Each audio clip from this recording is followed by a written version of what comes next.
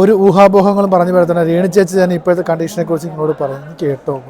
ഓർമ്മ പോകുന്നുണ്ട് എനിക്ക്, അതെന്നാന്ന് എനിക്ക് അറിയത്തില്ല. ഈ ഒരു സൈഡ് മരച്ചിരിക്കുവാണ് തലയുടെ, മുഴം കയ്പാണ്.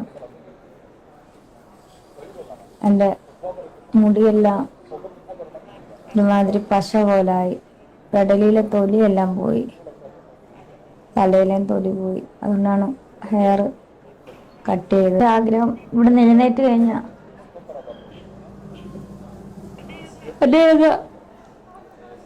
ശരിക്കും ടയർഡാട്ടോ. ദൈവത്തിന്റെ സാക്ഷിയാവാൻ, ചുരുക്കി പറഞ്ഞ ഒരു മിഷണറി അല്ലെങ്കിൽ സുവിശേഷകയായിട്ട് പോകാനാണ് ആഗ്രഹം.